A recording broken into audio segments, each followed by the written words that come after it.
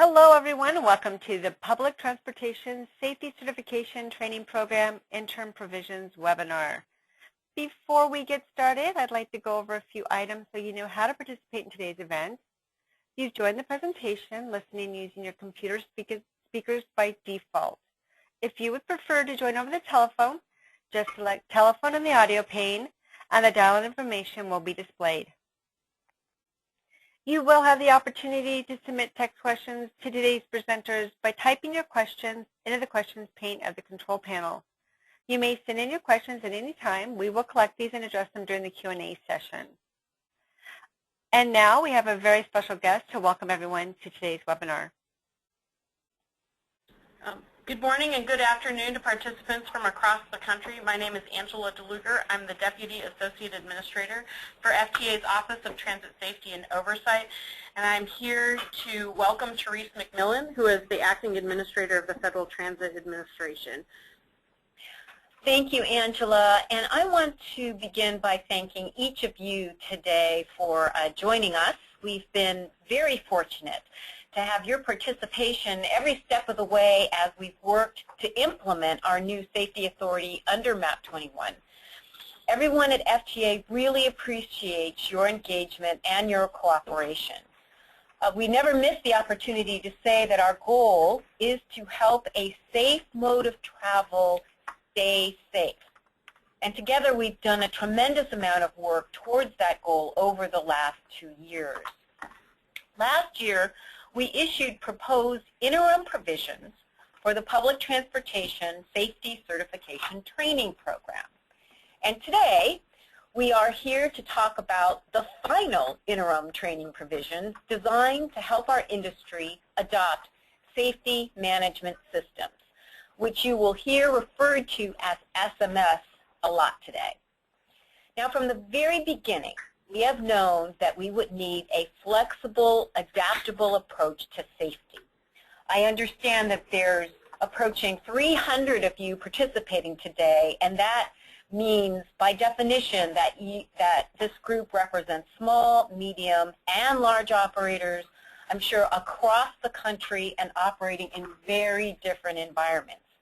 And that just goes to underscore our belief that one size does not fit all, and that's why we've chosen SMS as the centerpiece of our safety program. I do want to emphasize that although we're talking about final interim provisions today, we fully intend to monitor the program and make revisions as needed. Those interim provisions will be in effect until the final rule is published, and the technical training program we're discussing today will go a long way towards increasing the expertise of our federal and SSOA safety personnel and their contractors so that together we can keep transit safe and reliable. So again, I want to thank you for your interest and your participation, and most importantly for the work that you do every day to keep the transit safe across the nation. And now I'm going to turn it over to This is Donna Agazio with the Office of Transit Safety and Oversight. Thank you, Acting Administrator McMillan, for being here. We appreciate you taking the time to welcome our audience. And hello, everyone. We appreciate your time today to be on the webinar, and which will be speaking to the interim provisions of FTA's Public Transportation Safety Certification Training Program. This webinar is a forum for FTA to provide an overview of the program. We are recording the webinar and it will be available for viewing at a later date. Here to review the interim provisions is Ruth Lyons from the Office of System Safety. We also have Bruce Walker from our Office of Chief Counsel to help with the questions during the question and answer period. Now, Ruth, for your presentation. Thank you, and welcome everyone. I'm really happy to have the opportunity to present the interim provisions webinar to you, and I'd like to say up front we really look forward to the questions and comments that you all may have. I know you're very interested in hearing more about the details of the implementation of this program. First, a little background on the MAP 21. just when it started back in 2012. FTA was provided the authority to establish a public transportation safety certification training program for federal and state employees or other designated personnel, which are also most likely the contractors. And for these folks, those who conduct safety audits and examinations of public transportation systems. So the safety certification training program is also for employees of public transportation agencies who are directly responsible for safety oversight. And we did provide you a link for your review either now or after the webinar, the actual Federal Register notice that was published on February 27th, 2015.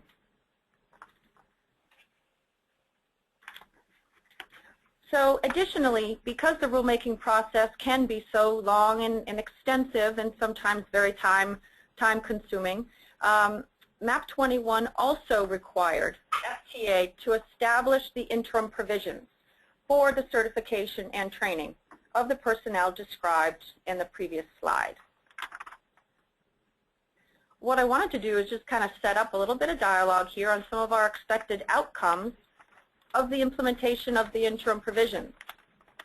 We expect the interim provisions to have a positive impact as the industry prepares for the FTA's final rules. And we'll do this by increasing ability to identify and control hazards before an accident happens, increasing effectiveness of oversight due to higher standards, and continuing to build a strong safety culture. And also, as Acting Administrator McMillan has said, we all have the same goal, is to provide a safe mode of travel and to stay safe. That is one of our objectives. We will be achieving just some of these outcomes, as there are additional outcomes, but just these three that I've listed, we'll be achieving them through advancing FTA's adoption of SMS to improve safety of public transportation. So an overview of the interim provisions, it's broken down into really like three parts. There's a required training program that includes promoting the adoption of SMS components. And there's a required technical training plan component. And before anyone gets too nervous, it's for the feds and the SSOs and their contractors. And then also there's a voluntary component.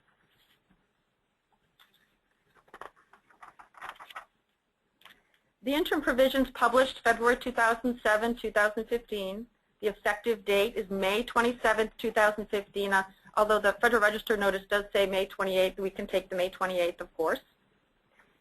Participants who start in the program as of the effective date have 3 years from the effective date to complete the curriculum, and that would be starting on May 28, 2015.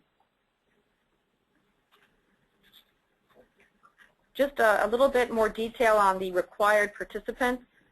Pursuant to 49 U.S. Code 5329 C2, the interim safety certification training provisions apply to the following covered personnel: federal personnel and their contractors who conduct safety audits and examinations of public transportation systems,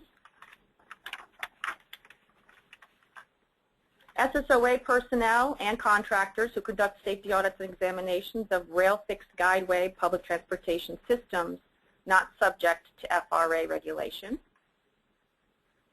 And then we have our group of the employees who are working at the rail transit properties who are designated as safety oversight. And these are at the systems subject to 49 CFR Part 659 who are directly responsible for safety oversight. Now each participant or grantee will be designating its covered personnel, identifying those who are directly responsible for safety oversight of its rail transit system. Those are going to be the folks from the rail transit systems who will be participating in this required training program for them. So if we discuss here who is directly responsible for safety oversight, at a minimum, this means a chief safety officer and safety staff. who participate in the development, implementation, or maintenance of the requirements of an oversight agency's program standard. We also have the voluntary participants. We do encourage participation by the participants who are in this voluntary category. The following personnel may voluntarily participate in the interim provisions if they are directly responsible for safety oversight at, we've got A, personnel employed by recipients of federal transit funds of non-rail transit systems, for example, passenger ferry, bus rapid transit, and community transportation providers. And B, personnel of state DOTs or other state entities that receive federal transit funds, non-rail transit systems such as passenger ferry, bus rapid transit, and community transportation providers. Now this slide here, I like it, gives it a nice overview of if you have this, what are your requirements? If you don't have certain things, it shows your different requirements. So on the column to the left, under curriculum, it shows some of the tools and the deliverables that we have that are supporting the implementation of the interim provisions. The first one is registering on the FTA Public Transportation Safety Certification Training and Resource website. We will have more discussion on this later on. But as you can see, most of the folks across that row are required to register on this website, with not including the voluntary folks on the last column. Going down, and all of these courses have been listed in the Federal Register notice, but I just wanted to show on the second column over where it says, for example, SSO FTA with TSSP certificate. So if you're coming into this program and you already have participated in FTA-sponsored safety certification training program, the 4 courses that make up that you will not be required to take again. However, if you go down to, I think it's the fourth or fifth row, it has the TSSP certificate gap course. It's a 2-hour e-learning. This is the course that you will be required to take instead. It's a 2-hour e-learning that will provide you with the SMS components applied to the subject matter of the 4 courses that you already took. Over the next column over to the right, for example, if you're coming into this program as a required participant and you have not taken any of the 4 courses that make up FTA's TSSP, you can see you have R's pretty much in every section that are requiring you to take and participate in each course. And I have 2 of the, down the bottom we have technical training plan, and we only have 2 R's listed on that row, and that is because the SSOs and the federal employees and their contractors are required to participate in submitting their technical training plan. That's just an overview for you to see the various types of profiles that a participant may have when they register on the website. Thank you. So here, just a little bit on the technical training plan itself, and we'll refer to it as TTP. There'll be an online template for developing and submitting the technical training plan. As we'll see in additional slides further on, there are minimum elements that must be covered in the TTP. Those are included in the template as you are, when we do have access to the website and you are for the first time creating your technical training plan proposal. Those minimum elements are built into the template that will guide you to completing that. Again, required for federal and SSOs and their contract personnel. The initial online submission is due to FTA by May 28, 2015. And FTA will be available to provide one-on-one technical assistance as needed. So you will not be alone during this process. We want to make sure that everyone has the tools they need to be successful. This is a nice little sneak peek snapshot of the technical training plan that will be on the website.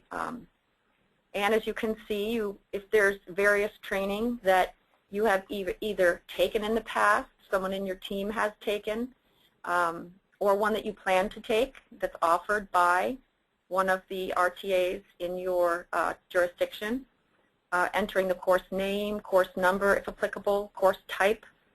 And you see the blue square, that's a drop-down menu where you can select options, course dates. Over to the right, you'll be able to build a number of participants who are part of the technical training plan from your state. So this is just a little snapshot. Again, you will not be alone when you are developing these technical training plans. We will be here at FTA to assist you on one-on-one technical assistance. So this is just another briefing on the minimum technical training plan areas.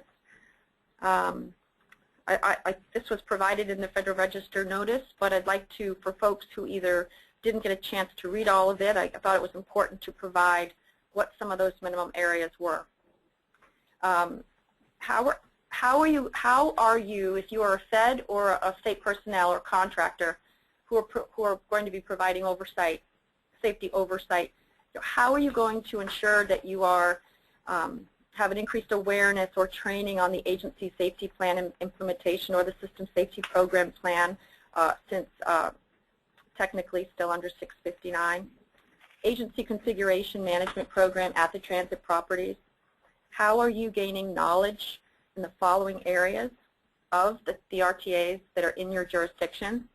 The territory and revenue service familiarization, bulletins, general orders. How are you becoming familiar with these items? Operations and maintenance rule books, safety rules, roadway worker protection, employee hours of service.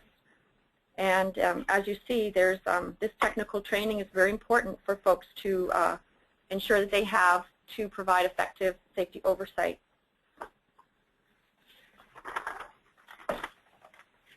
Now this is a fun part, the website and course availability. Where is all this good stuff and when can you all get your hands on it? Our target date for the new training and resource website is expected to be launched April 30th, 2015. Currently a contractor who did the development doing a wonderful job with the beta testing, and we are conducting our own internal beta testing and kind of kicking around seeing how it looks. It's very exciting industry. I think you all are going to really find it as a useful tool. Here are just some of the things you're going to be able to do. Participants can register for courses, request to host a course at your agency, enter and submit technical training plan proposals. Again, this is for Fed and SSOs and their contractors. And submit this by May 28, 2015. You'll be able to send questions to FTA and get answers. Gain access to an extensive inventory of transit resource material. And I like this one the best. Participants can monitor their own profile based on your job function. So the participants will have a profile and it will be some analytics for the participants to see your own progress. And I think that will really help folks with moving through with increasing knowledge and competencies. What I'm trying to show here, this is our current training website, which most of you are very familiar with, and it has the link also. We do have our current Federal Register notice listed here under the resources. Now, between now and launch date, which is April 30th, 2015, please continue to register for courses, anything that you are interested in outside of the interim provisions. As you know, we've got the bus and the rail training, emergency management, and other public safety training. We will have updates as we get closer on this web page, as well as the next slide. Now this is just a little teaser screenshot, new training and resource website, and you can go to that, use that link. You could go to this landing page, and this is where updates will also be listed. And some next steps that we have for discussion. Until the final rule is promulgated, the interim provisions will be in effect. In the meantime, FTA periodically may revise the interim provisions following an opportunity for public notice and comments. So questions or comments made by participants on this webinar can play a role in how we address future changes to the training program. So this is not intended to be, we don't want it to be a static program. It will be ever-changing based on needs of the industry, findings, regulatory requirements, best practices. And because this training program is for you, we really need your feedback, want your feedback. And I have to say that the comments that we received from the Federal Register notice that went out last April, very, very meaningful comments. And those comments that were analyzed really created what we have today. And so with that, if by chance there are questions today, either you don't get a chance to ask or you ask and for some reason they don't get addressed during the time frame, please use this contact information. Call me or email me. The information is listed here, or also for legal questions, there's Bruce Walker's information. And we really look forward to developing, implementing this program. So I guess now we're ready for some questions. All right, excellent. We're going to take some questions now, but I do want to remind everyone that you can submit your questions through the questions pane of the control panel. Our first question is from Joe. When will we know how the SMS applies to the rural transit programs?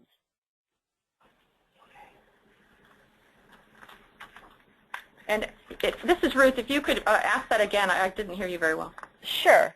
When will we know how the SMS applies to the rural transit programs?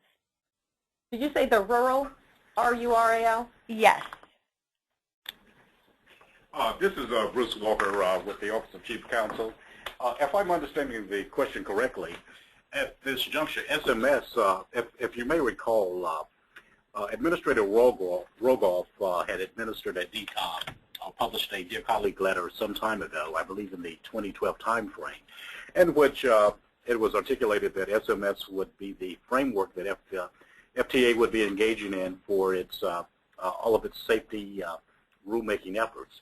Now, insofar as rural transit is concerned, many of our programs, even though they're voluntary at this juncture, already include components of SMS. So technically, SMS is already available for the rural systems to apply with their training as they engage in the bus safety training programs.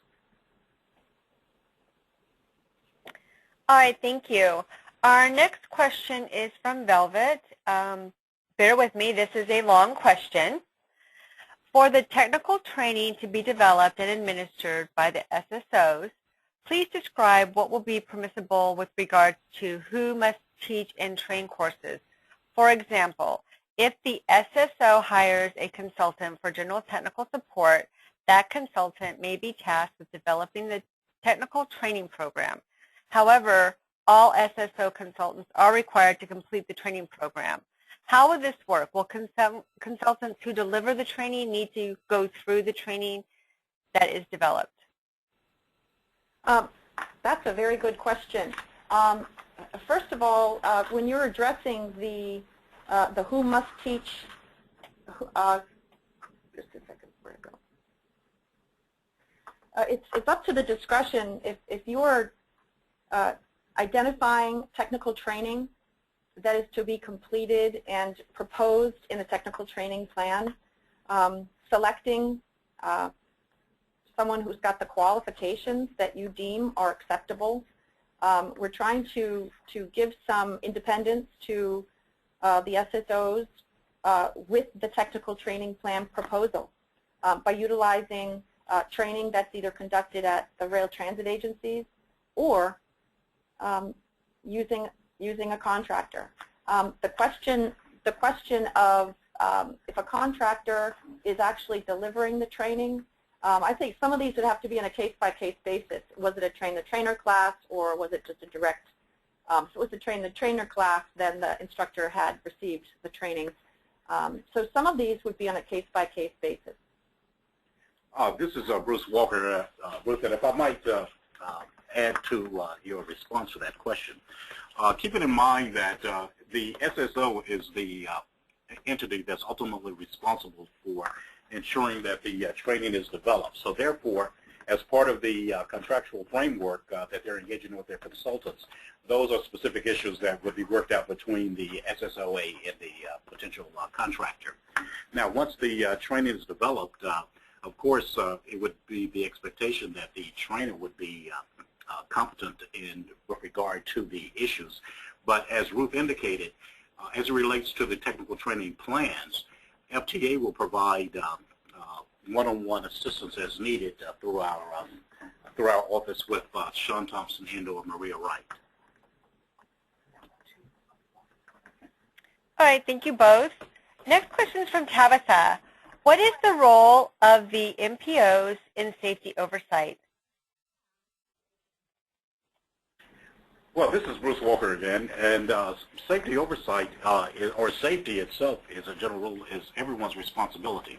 But specifically as it relates to the interim training program or the safety certification training program, MPOs are not required participants. However, if members of an MPO are so desire to voluntarily participate, they will be more than welcome to do so. But they are not required participants under the congressional statute.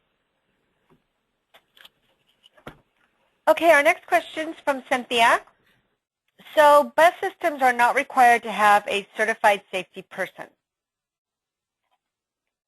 At this time, the mandatory participants do not include bus. However, that does not say that we do not encourage the bus folks to be to participate in this mandatory program in a voluntary fashion. With that said, there are going to be numerous potential in the NPRM, the final rule for training. There may be an expansion. I don't know yet how this is going to grow, but on a voluntary basis, we do encourage that. However, we also have the SMS, the bus SMS implementation pilots that are going on throughout the country. Whether some are planned now or they will be rolled out in the next year or two. Additionally, Bruce, do you have anything to add to that? I wasn't sure if you.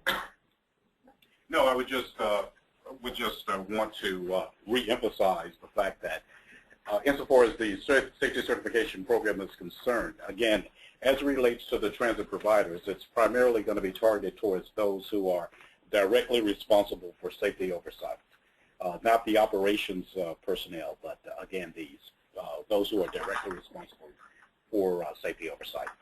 And there's a distinction that we have to acknowledge, which will be explained more as we promulgate or publish the NPRM for our Public Transportation Agency Safety Plan rule. All right, well, thank you. Roger is asking, are Section 5310 providers part of the required participants? Interesting question, Roger. At this juncture, the voluntary, or should I say the mandatory participants for this program are going to be those rail transit systems who are primarily funded under 5307, and there are some 5311 participants who will be also voluntary. 5310 participants, or I should say 5310 recipients, are also encouraged to be voluntary participants. And I would also direct your attention to the Federal Register notice that we published back on, I believe it was February 27th at 80 Federal Register number 39. And if you'll go to page, or starting at page, give me a moment here to refer, 10619, I would encourage everyone to take some time to review the Federal Register notice articulating the final provisions for the interim training program.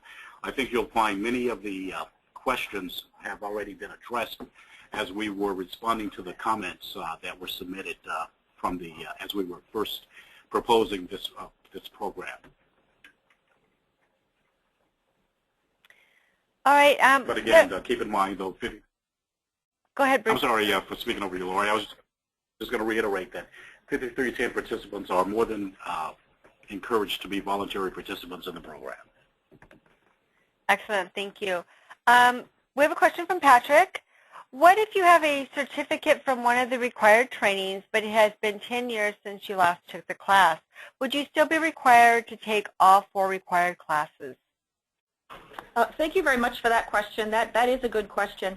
Typically, we do have a period of 3 years in which you have to complete the 4 courses that are in the FTA Safety Certificate Program. However, during the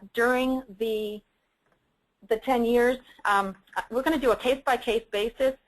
When you are logging into the website and you have established your profile, and if there's a course that you have taken that was taken 10 years ago, we will need to evaluate to what extent revisions have been made to that course, and we will have to evaluate the situation on that one. But we are in a position to be able to work with you. You just need to let your question be known on your profile so that we can evaluate that. All right, thank you, Ruth. Patrick is also asking, is there a way to test out of some of the certifications, especially if you have performed many of these tasks yet have not received the certification? All right, and I think we've got, that could be a two-part question. Well, I'm going to address it in a two-part way.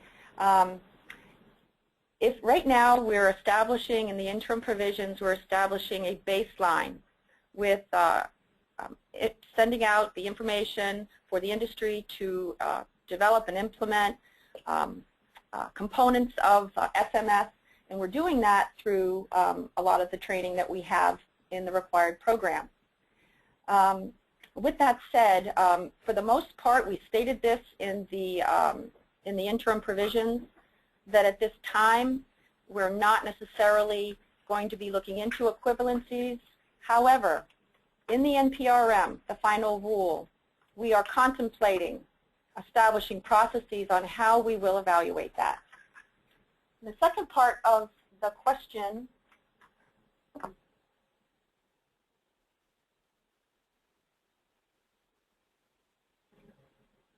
I think the second part could be the technical training piece. So if you have taken training that's addressing if you are an SSO or a federal employee or a contractor, and if you have taken technical training but maybe have not received a certificate, you will be able to propose in your plan, has there been other means of identifying if you have become competent in that technical area through observation or through some other means with your supervisor. So that could be addressed in your technical training plan. Thank you. All right, thank you, Ruth. Our next question is from Joe. And again, this is a long question, so bear with me. Obviously, this program is geared for urban bus and rail. The required topics could be overwhelming to determine what does and does not apply to community transit. Will there be any online description of what will be required to the community transit providers? I know at this point participation is voluntary for the group, but know what to apply will help to get the community transit providers in line with the program now instead of waiting until after the urban systems have been compliant.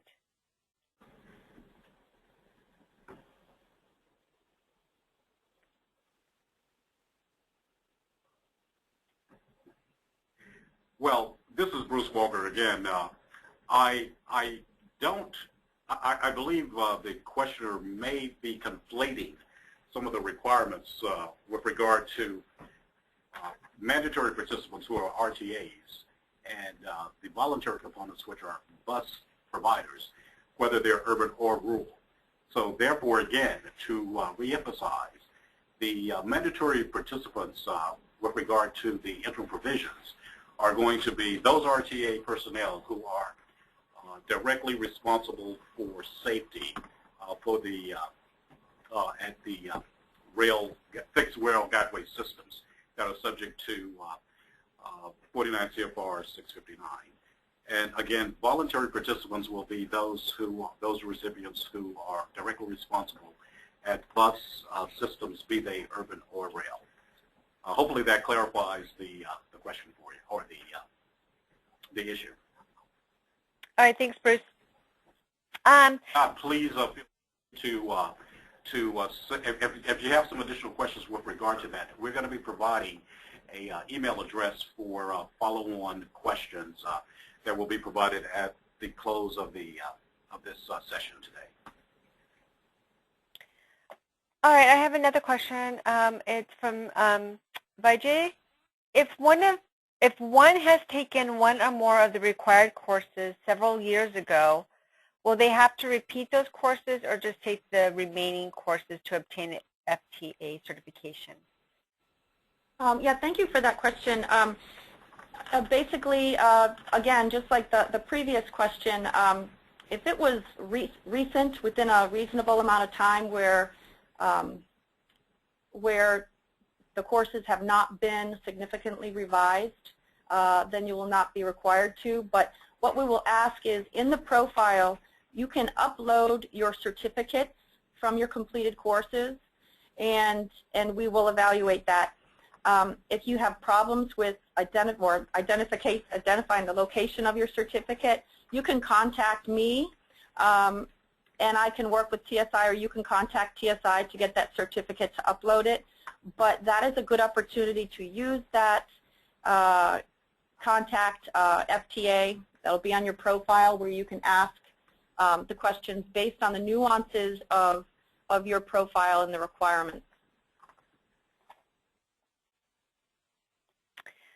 Okay, thank you. Our next question is from Peter. Will the new website incorporate information from the current bus transit safety website? And in other words, will there be examples of best practices, templates, checklists, policies, etc., available through the website? So since and we are very excited, we know folks really want to see this website today. There are still some nuances that we are dealing with the content of the website. We do know that the FTA bus safety website was highly viewed and utilized by the bus community. I do not have the complete list of all the elements that will be on that. Will be on the bus portion. So you can, again, please give me an email, and I can address this and look into it and get back to you. But if you email me that detailed question, whoever was the person who asked that question, I'd be happy to get back to you once I find out the answer. Okay, Ruth, the next question is from Sarah. When do you expect a final rule to be promulgated? Will it go through the usual NPRM notice and commitment process? And the answer to that is yes. It will be going through the usual notice and comment period. We are trying very hard to push out the rules to get the industry what it needs with all this, the changes and the new safety authority that we have. We do have a very aggressive timeline in which we are pushing these rules out. We anticipate that the NPRM could go out summer or fall.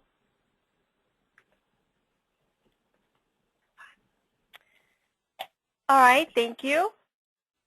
Next question is, if we have taken some of the required classes over 3 years ago, and I believe this has probably already been answered, but I want to make sure I get these questions, are we required to retake the training classes within the 3-year period? Do we need to retake the classes every 3 years going forward?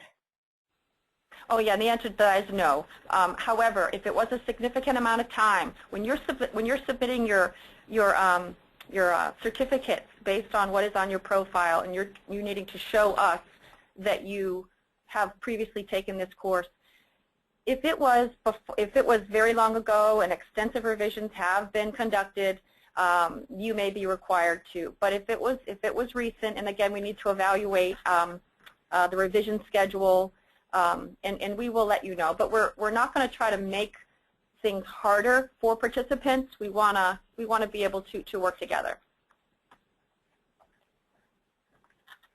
Okay, thank you, Ruth. Our next question is from David. How will FTA provide both the states and transit agency management with access to training records?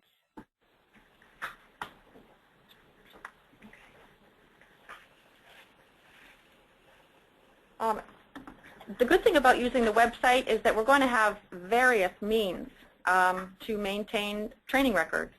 So if you're a federal employee overseeing the states on one of the audits, then you will need to be presenting your training records to FTA when we do the triannual audit.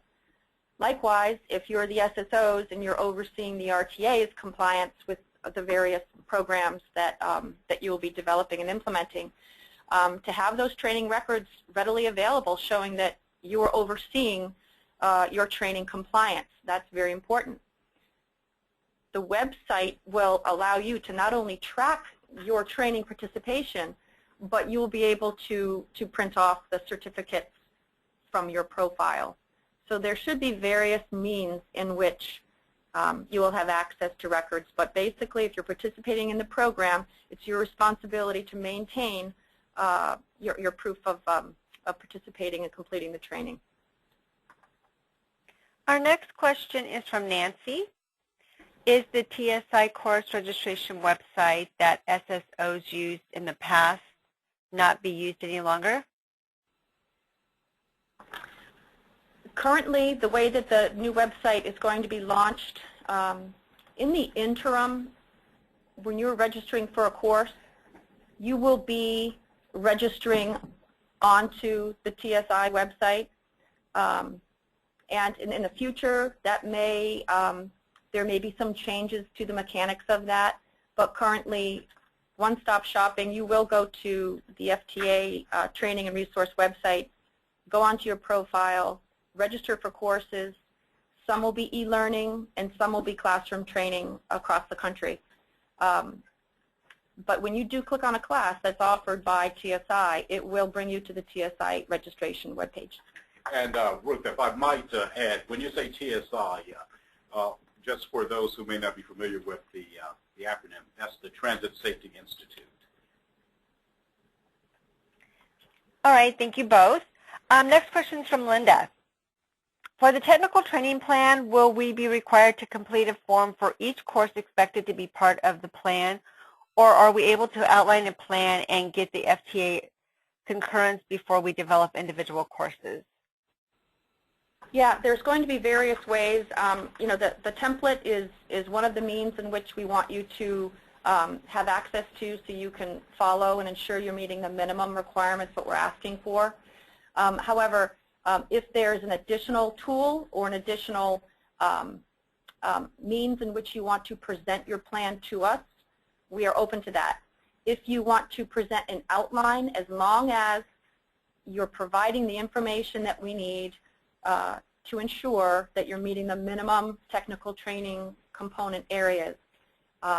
Like I said earlier, we want to be able to have one-on-one technical assistance with each of the entities that are developing the technical training plans, and we want to be able to work with you to make sure we're not making it an arduous process, that we're working with you to get the information in one place and in a way that's going to work for both of us.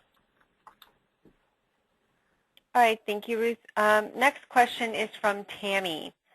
I'm with the state DOT, Public Transportation. Just to confirm that I understand, my employees that perform safety audits across the state on bus systems, not rail systems. My people would be considered volunteer, correct? Is there a required program for the community transportation people in my office with the bus transit system? Just to clarify, this is Bruce Walker again. To clarify again, for state DOT personnel who are conducting audits of bus systems, they are voluntary vice mandatory participants, and so therefore they will not be required to undertake it, but strongly encouraged. And as Ruth noted earlier, as we develop the NPRM for the final rule, we will be looking to explore this issue even more. So it would be prudent for the bus systems to at least continue to engage in the FTA-sponsored training that we currently make available, and that can be found at the FTA website under the bus safety training programs. All right, thanks, Bruce. Next question is from Mark. When will this program be required for small urban systems to have staff in place and trained?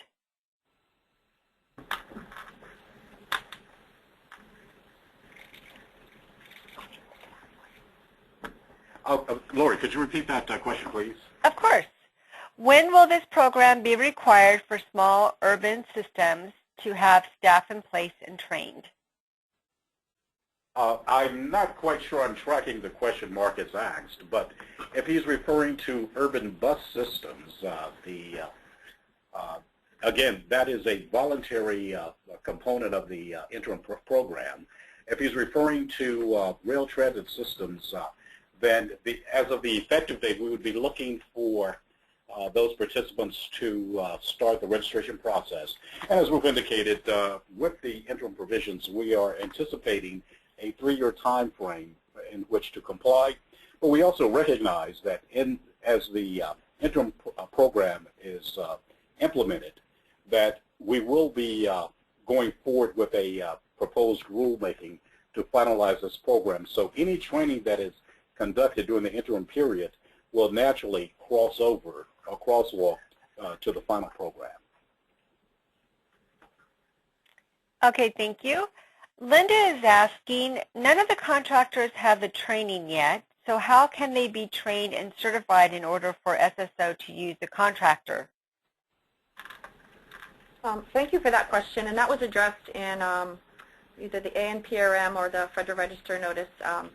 But basically, hiring the contractor, you've got to make sure that you're hiring qualified staff to do to provide the functional areas in which the safety oversight. So it's like a double-edged sword. If you require everybody to be trained and certified, then it'll be 3 years until everybody can go out there on the job. So we've got to keep the bus moving, and hiring qualified staff is something that's going to have to be addressed when hiring them. But if I might clarify, naturally, as Ruth is indicating, that initially, you're right, the contractor would not have the certification, but the objective would be that the SSOA would be responsible for ensuring that whatever contractors it does hire or procure will be progressing towards certification as well as with the requisite personnel on the SSOA staff. All right, thank you both. Next question is from Joseph. Lori, and I might want to add one final clarification for that. This issue with regard to the SSOA staff and their contractor support would also be covered or addressed as the SSOAs are developing their certified work plans in consultation with FTA staff. So these would be issues that would be identified for further discussion as those plans are unfolding for that particular effort. All right, thank you. Joseph is asking, what is the cutoff date for SSOs currently in their job but who have not yet started any TSI training courses. If they register for their first class tomorrow, does that qualify as in the program but not yet completed? Please clarify. Surely there's a sunset clause on this. Yeah, that's another really good question. And there's going to be many. Even after the interim provisions is implemented, there may be phone calls throughout the whole year or two on nuances of everyone's profile. But basically, the answer is you have to, if you take a class tomorrow and it hasn't been revised yet, but will be in a year, and if there are changes to the interim provisions, then there may be some type of a gap course for you to participate in. But most of the courses, if not all the courses that are currently being revised and piloted to satisfy the implementation of the interim provisions, they have been revised and piloted. Therefore, if you have taken one of those courses, once the effective date has hit for the interim provisions and you have gone online and you've developed your profile, you take that certificate and upload it, and you will get credit for that. Now, if there is a interesting nuance, if there are competencies that have not been addressed because of some unknown reason, we will work with you to ensure that if there is a gap, that you do receive that information. All right, thanks, Ruth. Our next question is from John. Please clarify, the technical training is referring to training SSO personnel and not agency line personnel, correct? Yes, that is true. The technical training program is for the federal personnel and their contractors and the SSOA personnel and their contractors who conduct audits and examinations of public transportation systems. The training is for those personnel, not for them to train others, and it's not for the RTA employees to show us how they're meeting the minimum competency areas of the technical training plan. So yes, the answer is it's for federal and state employees to be trained. All right, thank you. Next question is from Matthew. How was SMS selected as the best means determining the level of safety at rail transit agency? What qualifies the FTA to make the determination that SMS is appropriate? What are the qualifications of the FTA staff to develop training templates?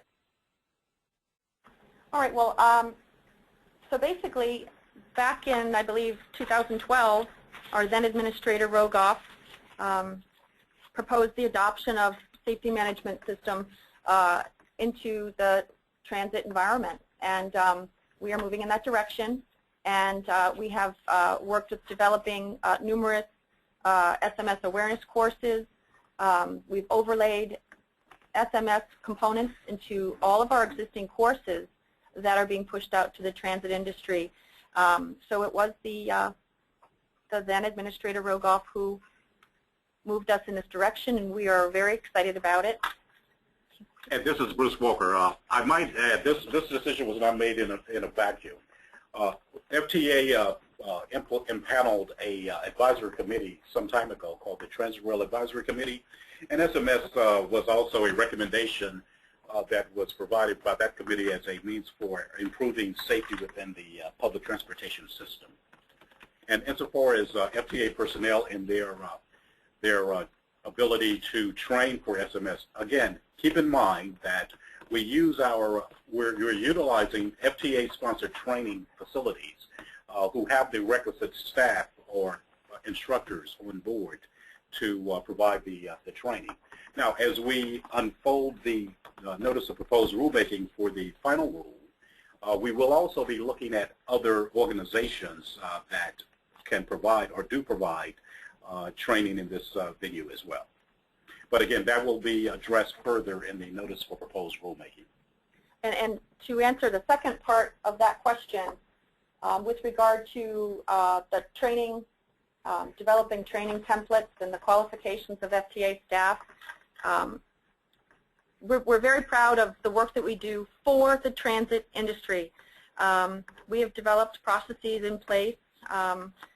We've got folks on staff who are previous educators, certified teachers, adjunct instructors for universities.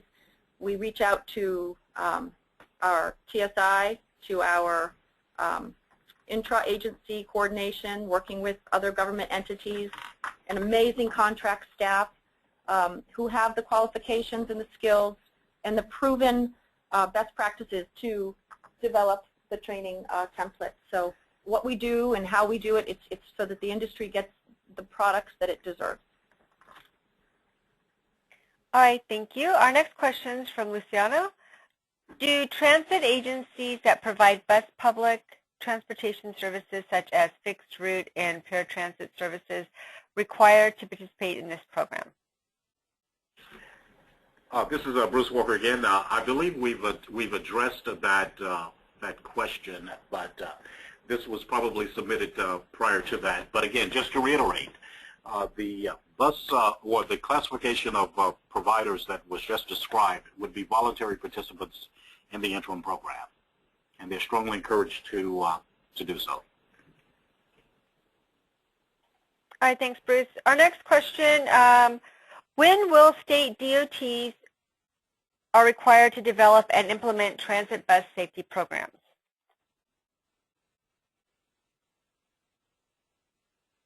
I'm not sure that I'm tracking that question that was submitted because there is no requirement under the interim provisions for state DOTs to do so. All right, our next question. Nancy's asking, what responsibility do SSOs have in ensuring that RTA staff complete the required training? So basically, and again, I think that the SSO rule is out. A lot of these rules are not final yet, so I don't want to speak out of turn, but either the system safety program plan or the agency safety plan, what the SSOs are overseeing the effective implementation, that the RTAs ensure, or the SSOs ensure the effective implementation of these programs. As we move forward, after a final rule is in place for the training program, the SSOs will oversee to see in what way are the RTAs complying with their participation in this program. But the RTA will also have other responsibilities outside of this, this training rule.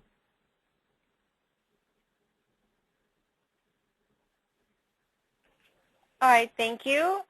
David is asking, can an SSOA ask a transit agency to provide the technical training?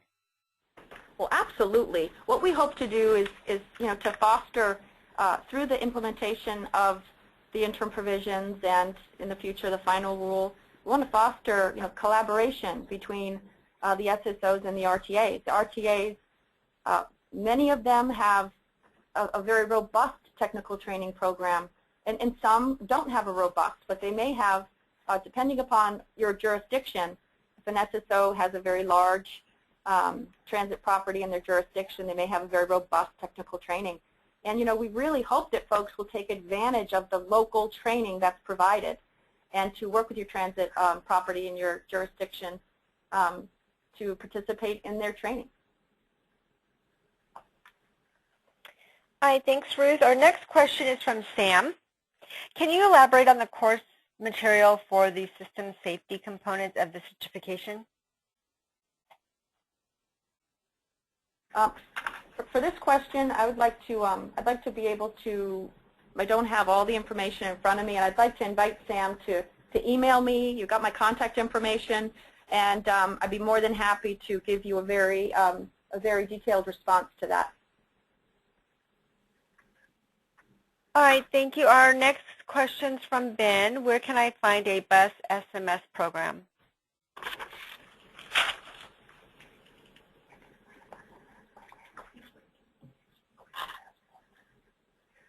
Well, I would suggest that one place to start would be to look at the bus safety, the FTA bus safety website. There are courses and templates and best practices that have been identified as it relates to SMS, and that would be a good starting point. And following that, we have program managers within the FTA bus program, Joseph Powell specifically, who would also be able to assist with identifying such programs. But we also suggest you look at the programs that have already been identified under the slide 12 here, in which we have some TSI programs that are being revamped, as well as the training that the web-based training that is currently being developed as well. All right, thank you. Sabrina is asking, the RTAs then do not need to create a technical training plan and submit by 5/28/15, correct? And that is correct. And, we do, because the employees that are at the rail transit agencies, we do anticipate that through their own in-house training requirements based on their job functions, we anticipate that they are receiving the training that they need because they're there on the transit property doing that type of work. So the focus on the interim provisions is to increase the technical, increase and maintain the technical competencies in the minimum areas that we discussed for the federal employees and their contractors and the SSO personnel and their contractors. All right, Bruce is asking if a bus-only agency volunteers for this program, can he be penalized if it doesn't meet deadlines, etc.? And the answer to that is no. It's voluntary. I mean, at this time, to ensure that we're not providing an undue burden on the bus industry, the voluntary program, we encourage your participation in it, and we also have, as you're aware, the SMS implementation pilots that are going to be rolled out this year at various properties. But we encourage your participation and know there will not be penalties if you do not meet the deadlines as a voluntary participant. All right, thanks, Ruth. Our next question is from Franklin. MAP 21 expires May 31st. Will these requirements still be implemented voluntarily for tribal transit systems? I'm sorry, Lori, could you repeat that question, please? Of course. MAP 21 expires May 31st.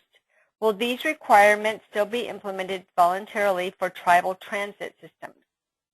Well, these requirements have been codified at 49 United States Code 5329. Therefore, even with the expiration of MAP 21, the U.S. Code will remain in effect. So to answer the question specifically, yes, they still will be required. All right, thank you. Matthew is asking, why do the FTA elect to disregard professional safety organizations such as National Safety Council, the American Society of Safety Engineers, the Board of Certified Safety Professionals? So, I mean, we did not elect to disregard these professional safety organizations. As we develop the NPRM for the Public Transportation Safety Certification Training Program, is in the final rule that we are contemplating how we're going to identify processes to be able to receive one-to-one correspondence for various training or certifications that we've had, and to what level are we going to have it take place of an existing course that we have that we're requiring. So no, it's not our intent to disregard any of those professional agencies or registrations or licenses, but what we're trying to do is to, as we adopt and implement safety management system and the components as they overlay into the transit industry, the courses that are in our curriculum, we're applying those components in a meaningful way, and it's not always seen in, say, for CSP or a PE. So it's not necessarily a one-to-one correlation on what we're looking for. So for the interim provisions, as we're trying to establish a baseline to get the industry on the same page at the same time as we're adopting SMS, we will be contemplating these professional safety organizations and licenses and registrations of folks in the NPRM. All right, thank you. David is asking if an agency does not have a specifically designated employee who has safety oversight, would the general manager, CEO, or the safety committee be required to complete the required training? Our objective with this interim provision is not to identify specific individuals within a system who will be required participants. However, what we've articulated is that those who are directly responsible for safety, and again, with the required components, it's highly unlikely that you would not have someone at the chief safety officer level at a minimum who would fit the bill. So we are not going to specifically require a CEO to engage, or the board to be required participants in the program. But again, we would encourage them to take relevant courses to help to facilitate their knowledge of SMS, especially the web-based training. All right, thank you, Bruce. Next question is from Peter. Does this rule apply to personnel of state DOTs with both FHWA and FTA funding? The rule specifically applies to those state DOT personnel who would be administering FTA funding under a voluntary basis. It does not incorporate FHWA recipients. Okay, thank you. Our next question is from Peter. And I want to clarify that this is not the rule. This is the specific binding obligation that we have provided under the requirements of notice and comment under 49 U.S.C. 5334K. We are proposing a rule which will be promulgated, we anticipate sometime during the summer. That is a proposed rule. So it may sound technical, but it is a distinction that is worth noting. All right, thank you. Peter is asking regarding Mr. Walker's statement about the designation of safety oversight versus operations personnel. Does this mean that when smaller operations, those disciplines will have to be separated, i.e. will the designated safety oversight personnel have to be separated from the operations personnel? And the simple answer to that is no. The personnel do not have to be separate. And again, if someone from a smaller agency finds themselves in a situation where you're feeling the pinch, that's when you need to reach out to us, and we'll talk to you about how we can make sure that you're complying with not only the interim provisions or the final training, but any assistance, technical assistance in complying with the rules and how they may affect you. As we push out SMS, we want to make sure, again, that you're aware that it's flexible, scalable. We don't want to put an undue burden on the industry. We want to be able to provide one-on-one technical assistance with you to ensure that you can satisfy what we're trying to do without giving yourself heartburn. All right, thank you, Ruth. The next question is, since security is not one of the elements, why is transit system security one of the required courses? Oh, that is a really good question. Technically, we're still under U.S. Code, U.S.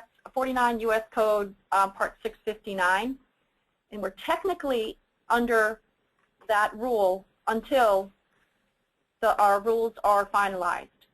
So because security was an element under 659, we're kind of in a middle ground here. We need to continue with what we're operating under while moving in the direction of where we're going. So that is why we are maintaining that. All right, thank you, Ruth. Christopher is asking, does RTA stand for Rail Something or Other? Yes, Christopher, great question. I apologize, the world of acronyms. Rail Transit Agency. So you'll see Rail Transit Agency, you'll see Rail Fixed Guideway System, but RTA in the context here is Rail Transit Agency. And to be more to the point, this is Bruce Walker. We're referring to those rail-fixed guideway systems that are not subject to FRA regulations that do receive FTA funding. All right, thank you both. Tim is asking, I contacted the TSI the other day and the SMS courses are not available yet. TSI also stated that their website may be changing soon as well. Maybe the listeners may need to know this, as I'm sure some will be trying to register after the webinar. Yeah, and I appreciate that question. All of us are struggling with this. We're building as we're going. And basically, when you do register for a TSI course from our current website or our new website to be launched in April, it's expected to be seamless. When you click on a course that may be a TSI-sponsored course, it will go to their website to register. It's expected to be seamless. It may look different, but it should all operate the same way. But let me just review the first part of that. The first part of that question was that the course's availability. The effective date of the interim provisions is May 28, 2015. It is at that date that we will start the clock for the 3-year time frame to comply with folks participating. The products to support the interim provisions are being piloted now and will be ready for folks to register as of the effective date. All right, thank you. We have a question from Vijay. Will the level of experience of safety staff who have actually performed the task on a hands-on basis be taken into account in determining whether a particular course must be retaken if the course was taken 10 years or more years ago? Yeah, and I think this could be two parts. One could be the classroom curriculum, and the other part could be the technical training. The course curriculum, again, if there's courses in your curriculum on your profile on the website that you want credit for, submit the certificate, and if we need additional information, we will reach back out and contact you. As far as the technical, I seem to think this is more related to technical training. If you took technical training 10 years ago with no refresher, you may need to propose in your technical training plan, because I think VJ asked this question. If you are in a category where you're conducting or needing to develop your technical training plan, if you say that you have participated in various technical training, but it was 10 years ago, perhaps you need to identify refresher training. Tell us how you are going to ensure that your knowledge is updated on whatever that training was, and propose that to us. This is Bruce Walker. I just want to make a clarification on that point as it relates to the technical training plan. Keep it in mind that the technical training plan requirements are specifically limited to SSOA personnel and their contractor support, as well as FTA personnel. That said, as SSOs have to develop their work plans and do their annual certification, one of the things that they will be doing is consulting with the FTA personnel to ensure that the members of their staff meet the professional competencies and requirements. And that is part of the purpose of what the technical training plan is intended to accomplish. So as was indicated before, as the technical training plans are developed, one-on-one assistance will be provided through FTA to assist with ensuring that the target is being hit. All right, thank you. Nancy is asking, will safety courses and or certifications from organizations other than the TSI be considered for the core curriculum requirements, not the technical training? Not at this time. You know, as we said earlier, in the NPRM, the final rule, right now we're working on identifying processes on how we will identify equivalencies for certificates or courses that you have participated in that you're trying to get credit for what is in the final rule curriculum. So for the interim provisions, we're trying to provide a baseline training where SMS is offered. SMS courses are offered through e-learning, and the SMS components are overlaid onto our existing courses that we find meaningful to be in the interim provisions. But for technical training, that's I think you said, but not technical training. But I will add that for the technical training piece, it does not matter what entity, FTA sponsored or not, for the technical training, that is up to your discretion on where you're getting it, and you're proposing that in your technical training plan. All right, thank you, Ruth. Kate is asking, is a triennial audit the same as a triennial review?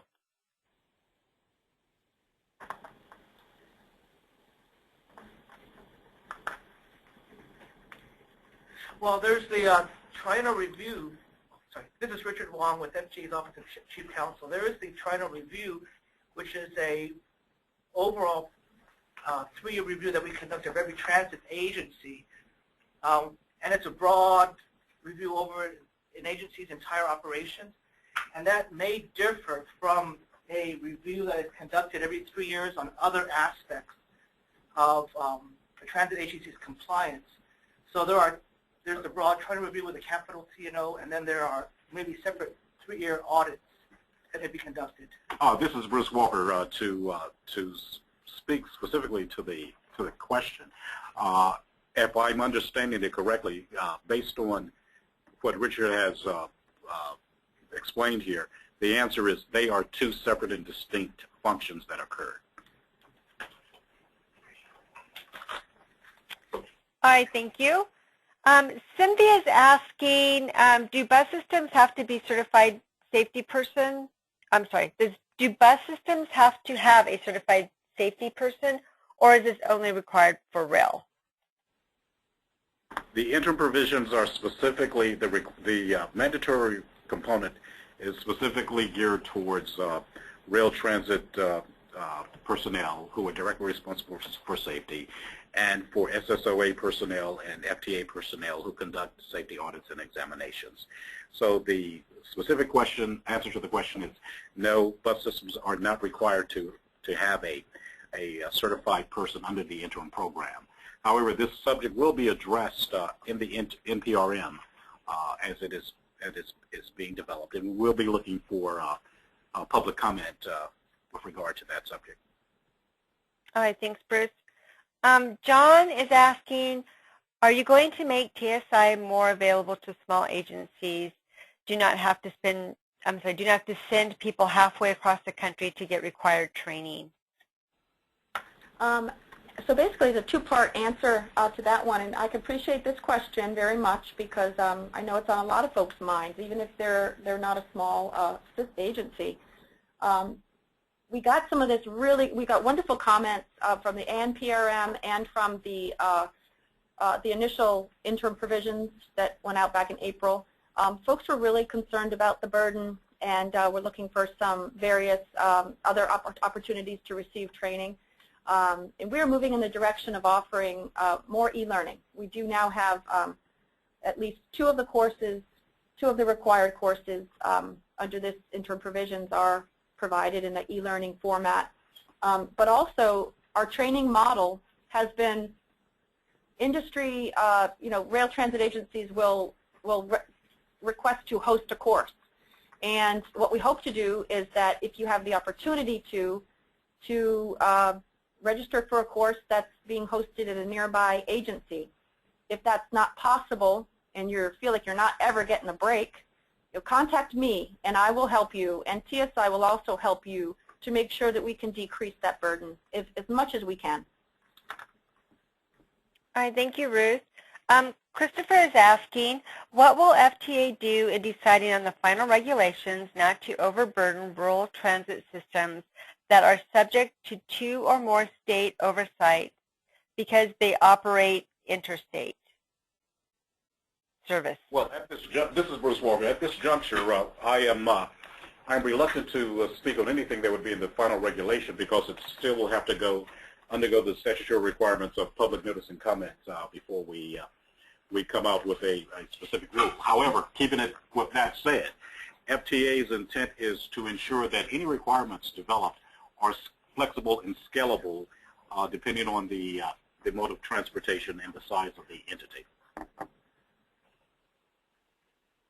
And this is Richard Wong. Just to clarify, we did the SSO, State Safety Oversight, webinar on Tuesday, and we have a provision in our proposed Part 674 that will address passenger rail transit systems that operate interstate. And in those situations, we do require a uniform system of oversight by the two states that oversee that system. So that way we ensure that one operator will be under one uniform system of oversight. All right, thank you. I have a question from Sabrina. Are contractors then volunteers? Could you repeat that question, please? Of course. Are contractors then volunteers? No, and I don't know what the context is, but I believe contractors of federal personnel or state safety oversight personnel, so if you're a contractor that's working in line with the federal employees or the state or the SSOAs to conduct audits and examinations, then you're not a volunteer. You're participating as a participant in this program, as a required participant in this program. All right, thank you. Next question, can RTAs develop and use training courses to meet certification requirements? I would say yes.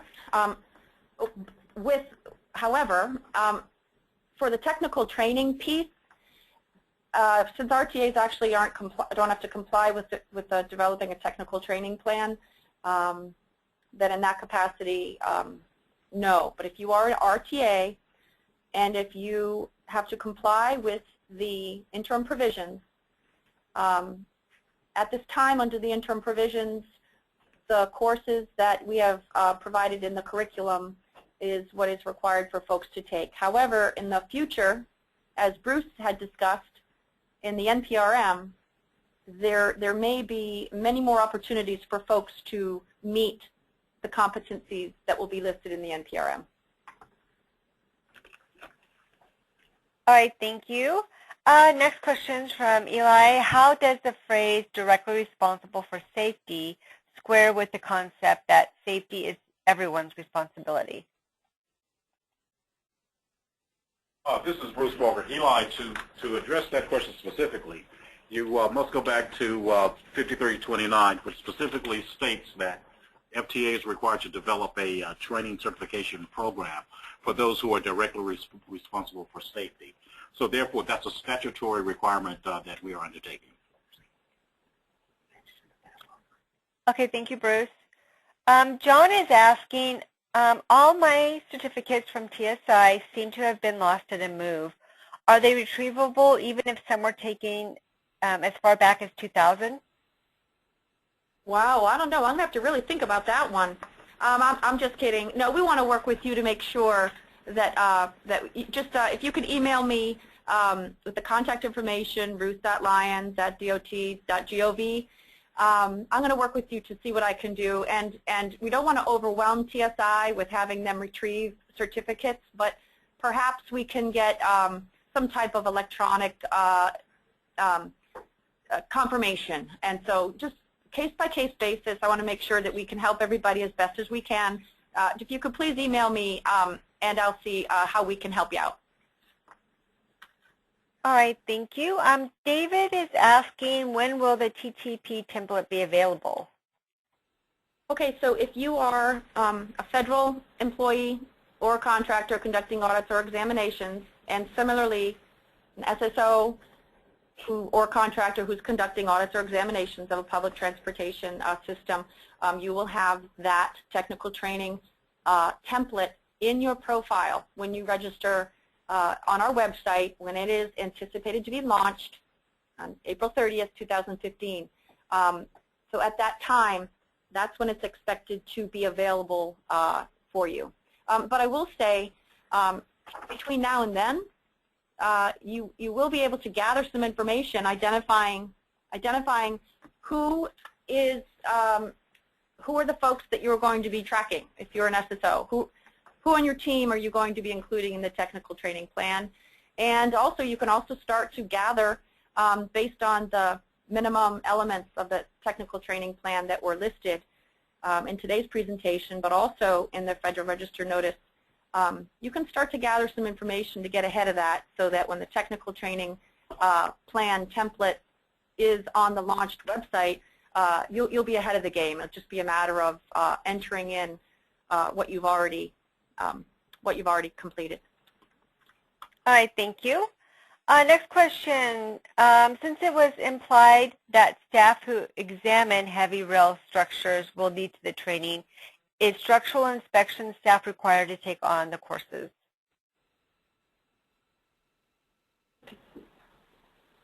This is Bruce Walker. I'm not sure where that implication came from, but just to reiterate, as it relates to the technical training, well, the RTA personnel who are required to undertake this training will be those who are designated as being directly responsible for safety oversight. At a minimum, as we've indicated in the Federal Register notice, we're looking at we're expecting that to be the Chief Safety Officer and his principal staff. Now, when it comes to operational personnel, they are not specifically targeted for the interim training provisions under this program. In all likelihood, that will be covered under the ASP. Now, that said, you then need to look over at SSOA personnel who are required to develop technical training plans.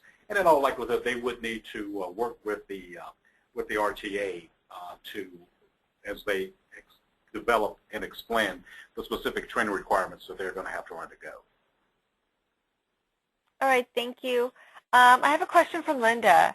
If SSOs use other DOT staff, such as FRA certified inspectors, for investigations, are those other DOT staff required to take this training?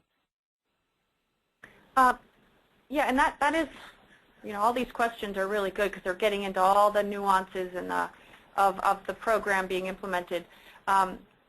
Whoever is, whether you're a contractor, if you're a federal employee, or if you're the federal agency and you're needing to conduct audits or examinations, and if you're going to be reaching out and using resources to conduct audits and examinations, they need to be in the program.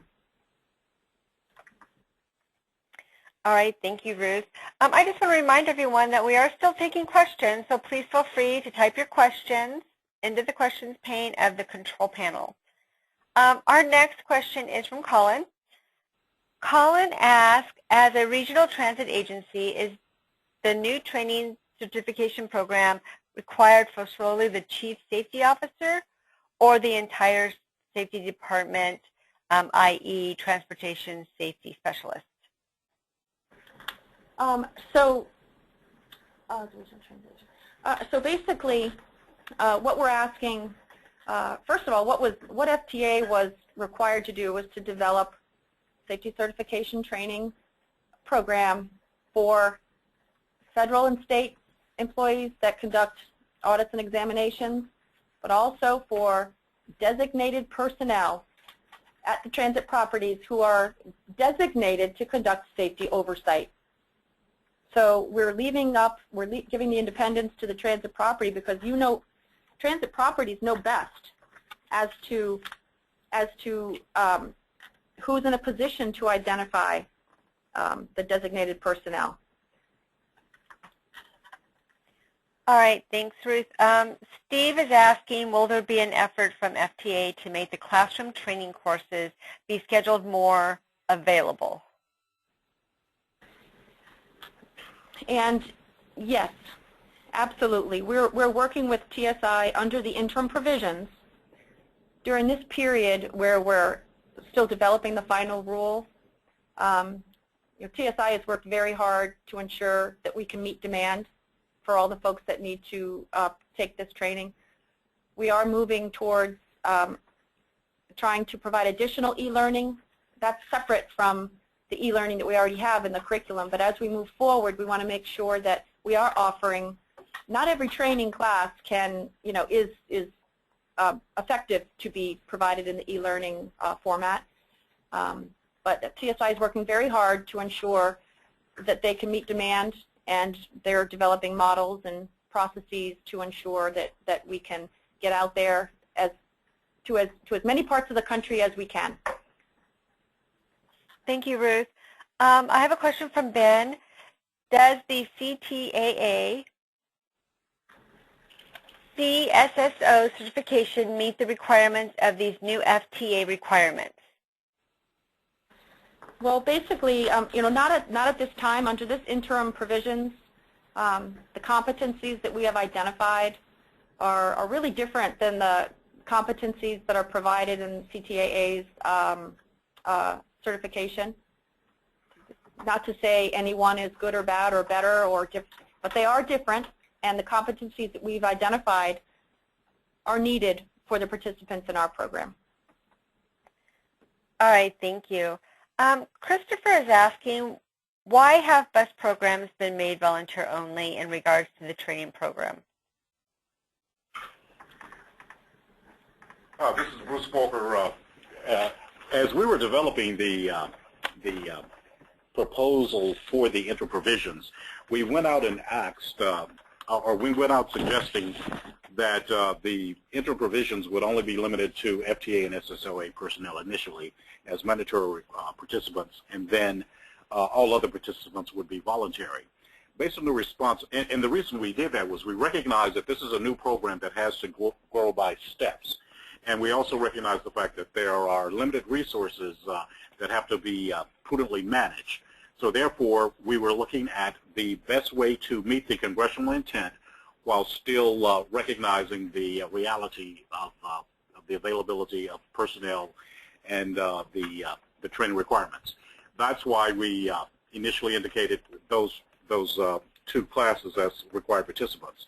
Based on the feedback we got, it was readily, of all the commenters, the majority indicated that RTA personnel should also be required participants. And after consulting within FTA, we determined that that recommendation should be adopted for the interim program.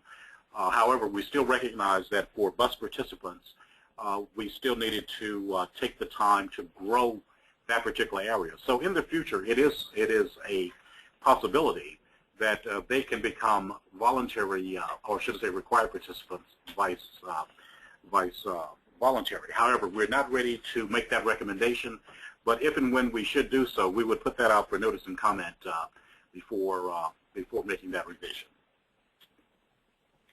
All right, thank you, Bruce. Luciano is asking, contractors that provide bus public transportation services are then considered volunteers as well as under this program, correct? Well, again, if it's a contractor providing bus services, then that is a voluntary component if they are directly responsible for safety oversight. So you have to keep in mind who the program or the interim program applies to. Again, directly responsible for safety oversight. So if the contractor is performing that function for a bus system, then yes, we would look for them to be voluntary participants. But we'd also encourage, since as one commenter or participant today pointed out, since safety is a concern for everyone, FTA is more than willing to encourage all who have any safety functions to at least consider participating in the program as appropriate. All right, thank you. But keeping in mind that there are go ahead, Bruce. also resource constraints that apply to that. All right, our next question is, can a training coordinator for our agency create and maintain training profiles for our staff on your new training website? Well, great minds think alike. I was thinking of that question, and of that capability, rather. That's a really good idea, and I actually didn't contemplate that much, but I'm so glad that you asked this question. that would be something that would really be useful for the industry. And I'm going to look into that to see if that's something that is feasible for us to do. All right. Actually, I'm so sorry. If I could ask could you please email me that question so I have your contact information? That whoever asked that question, that would be really, really helpful. Okay. You'll get a copy of all the questions, Ruth, at the end of the webinar. Okay, so our next question is from Robert. Robert asks, we recently received a visit from our rep from the Department of Homeland Security promoting their BASE, B-A-S-E, certification program. Is the FTA coordinating their efforts with DHA so small agencies are not overwhelmed with having to certify with multiple competing agencies? Robert, I have to say that as we grow with all the rules that we're developing and implementing, it's really something to be considered. Currently have not been doing that, and it's really something for us to consider as we move forward. The last thing we would want to do is to participate in providing a burden to the smaller agencies. So we're definitely going to keep that in mind as we move forward. But I would also point out, though, that DHS's program is geared towards security issues. So therefore, those requirements would need to be definitely complied with. Now, and whereas FTA's positions or training is more related towards safety. So, of course, if there is any duplication in requirements, we would be looking to ensure that any redundancy is eliminated. However, if the specific requirements are not overlapping, then you'd be required to comply with the DHS requirements as well as whatever FTA requirements are there. All right, thank you.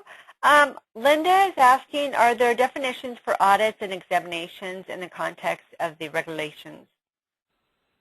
I'll actually, I'll kick this over to our legal folks, but I'd like to take the first stab at it as we've been working on writing the final rule. And in the final rule is where a lot of these definitions are being developed that will be available for public comment.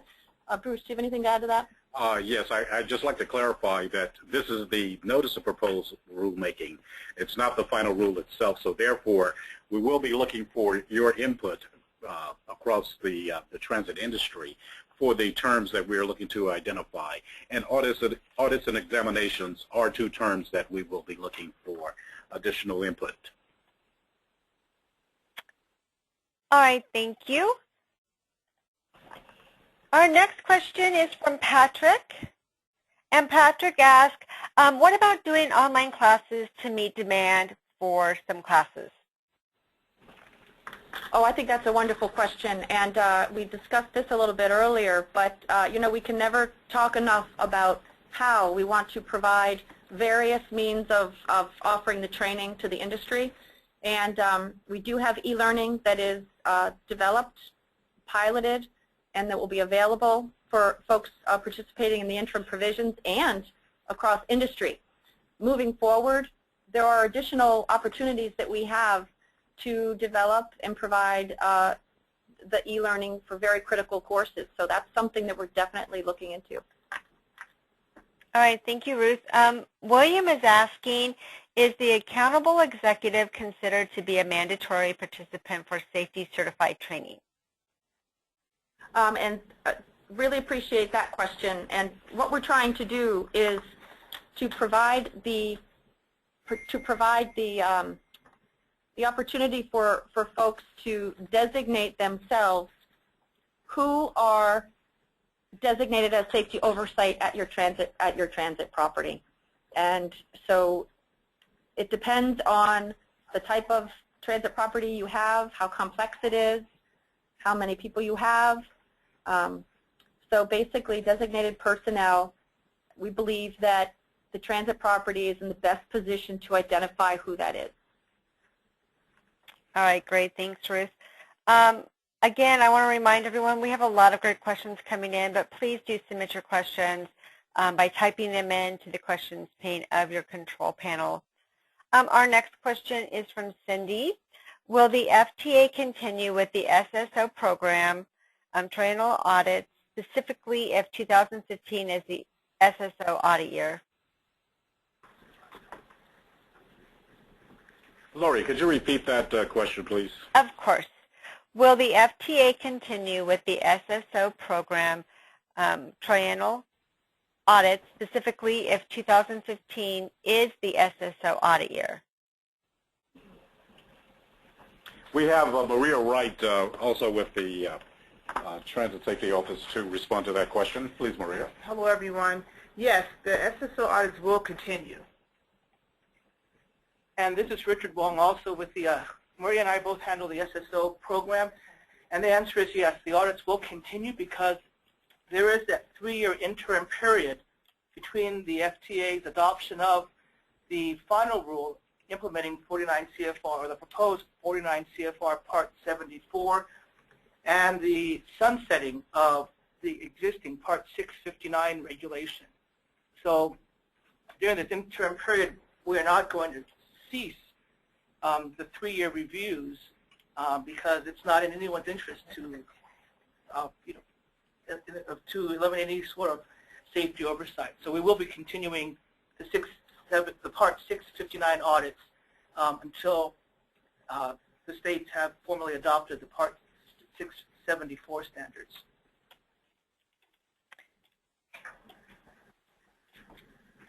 All right, thank you very much. We will wrap up questions now. Thank you all for joining and for your participation today. If we were unable to get to your questions, you can reach out to the contacts list on the slides. We will notify everyone by email when the video and the transcripts are available and provide you links.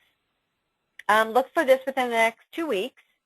And now Donna will give us a final reminder on how to send questions to FTA. Thanks. If you have further questions, don't hesitate to send them directly to Ruth Lyons at Ruth, RUTH.Lyons, LYONS, at DOT.gov, and include interim provisions comment on the subject line.